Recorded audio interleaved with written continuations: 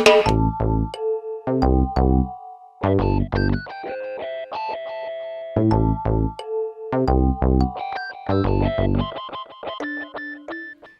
I had $100 billion, don't we all wish that, right? So I've been thinking about this for a long time. What I would do if somebody gave me this money and said, it's not for you, you just have to go do good stuff with it, okay? So if you have that, or if you know somebody with an extra 100 billion kicking around, call me. Got some ideas. Here we go.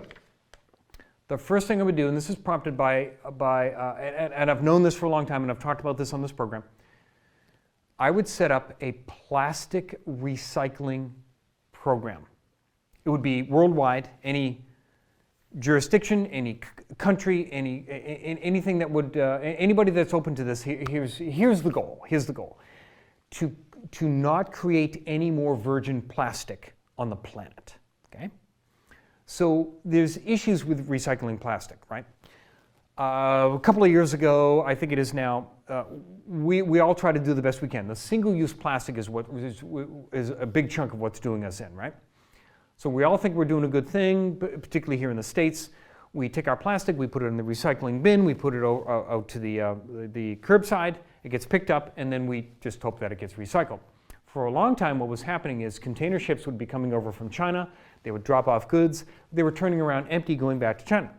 So we figured, well, we'll dump the recycling on there, and they would start recycling this, but they became overloaded in the other countries over there that were doing this. So they said, no more, we can't take it anymore, we're not doing it. Okay, so unfortunately, a lot of plastic is now being landfilled, and a lot of it blows around, it gets into oceans, and you know the whole deal, okay? So the article today that I heard on Here and Now show on WBUR here in Boston on May 18th of 2021. This is, the name of the segment was just 20 companies worldwide are responsible for more than half of the world's throwaway single-use plastic waste. 2 American-based companies, ExxonMobil and Dow, top the list. I'm not here to slam those companies. They're just providing a product. Of course, they want that product to be increased more and more to increase their profits. But here's what I would do if I had that $100 billion. I would take all of the existing manufacturing, all of the existing companies, all the existing machinery as best we could, and turn it around to recycling. Now, this isn't perfect because not all plastics are easily recyclable. But somebody can correct me if I'm wrong. Let's take a major part of the stream, number 1, number 2 plastics, right? All the jugs and so forth that we tend to encounter. Let's say that those are easier to recycle than the numbers 3 to 7, okay? Again, I'm not quite sure on this, but we would figure it out over time. Part of the money is doing the research and understanding to try to recycle to make other products out of these other plastics as best we can, okay? So we would take all of this recycling and we would make it cheap enough. Even if this company lost money, I wouldn't care. That's not the goal. The goal is to not create any more virgin plastic. So anybody that's working for these large companies that are creating virgin plastic, they get to retain their jobs, and we just shift them over to this recycling model, okay? If we need to bring in more people, we would do so. We'd make them well-paying jobs and stable and the whole thing, okay? And the goal is, again, to make sure we recycle as much as we possibly can. Maybe we'd have to have more chemists come on board to figure out what are we going to do with these other plastics that are a little more difficult to recycle, and so on and so forth, okay? So we would do this. Now, we might even need more than $100 billion. So, if I was granted that money, I'd invite some other rich people that have too much money and they don't know what to do with it. Let's dump it into this project. Again, even if it's a losing money project, that's not the goal here.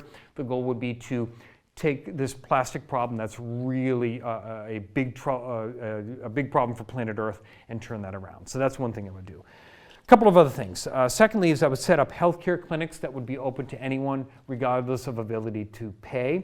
It would be on the alternative bend. So we would have chiropractic and physical therapy and acupuncture and massage and yoga and meditation and mindfulness and stress reduction techniques and nutritional counseling and whatever it would take. These would be staffed, these people are paid for, and so forth. So again, whether your insurance pays for it or not, or somebody's ability to pay or not, it would all be available, and we would just grow these clinics throughout the country and throughout the world for that matter, okay?